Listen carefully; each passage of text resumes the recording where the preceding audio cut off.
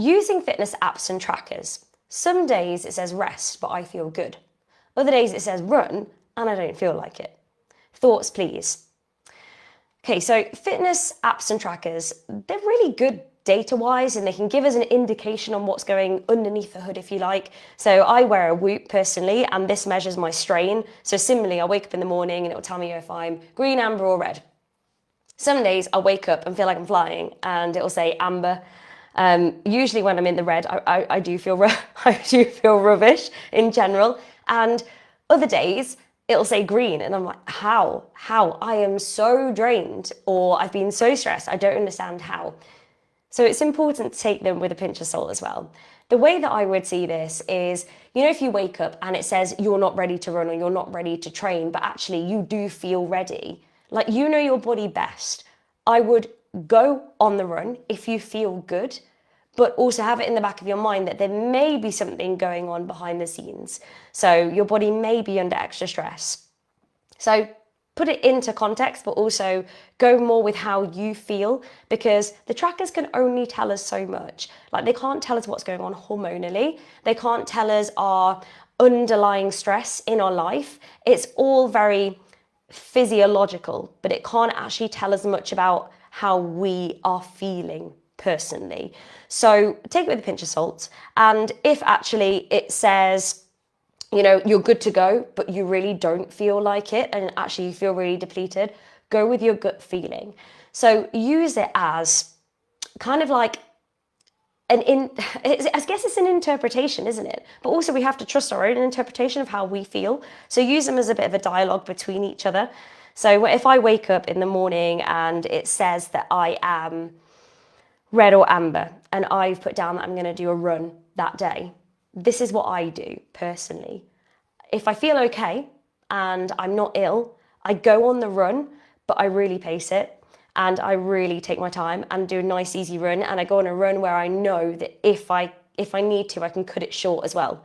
So, you know, if all of a sudden I'm feeling, oh yeah, actually, I really don't feel that great, then I can cut it short. Usually I'll just pace it out nice and easy. I get back, I feel absolutely fine. But yeah, just put it into context for how you're feeling that day as well. But really, really, really good question. And I think the science is pretty much, it's getting there, isn't it? They're not 100% accurate, and but they're great for a lot of things. Like, I know recently, say my tracker, it starts to look at your stress level throughout the day, which I find really, really interesting. And actually, not all stress is bad stress, and it's really important to have some stress as well. Like, I notice my stress goes up when I'm speaking, or I'm presenting, or I'm doing a corporate event, and actually I'm so grateful for that stress, because it makes me so alert. And, you know, the next day I notice as well, because my stress has been higher, because I've been doing amazing things like that and I've been so on the ball, my recovery is lower. But I put that into context, and I know that on that next day, I'm all right to do like a medium run, I'll pace it out. So I think it's really interesting to use that data to learn more about yourself and how your body responds to certain things as well. Like, what are your stresses? And then you can also, you could really get into this, but you could also use that to plan your week. So say if I'm doing a big corporate day, the next day, I'm not going to put my long run that day. I'll put that on, you know, a couple of days later when I know that I'll feel like ready for it. I'll just do, like, if I'm going to do a run, it'll be a shorter one or a different type of workout. Anyway, I love that. I could talk about that kind of stuff all day. Best things to drink on nights out. I'm steering pretty clear of alcohol at the moment, as it doesn't agree with me since getting into perimenopause. Everything seems to have so much sugar in it. Any ideas would be welcome. Okay, so if we just talk a little bit about that, you know, put it into context. Perimenopause, when we go through the perimenopause, it's basically, if you don't know what perimenopause is, it's the chapter before menopause, or it's this transition phase. Menopause is a single moment in time when you haven't had a cycle, you haven't had a period in a year, then you're deemed in the menopause. Unless, you know, it's for some other underlying condition. But if you've had symptoms of perimenopause and then you haven't had a period in a year, it's most likely menopause. Now, perimenopause is the time when our hormones are declining, and, you know, we'll talk about estrogen here in the context of drinking alcohol. Our hormones are declining, but they're wildly fluctuating as well. So symptoms can feel wildly different each day too.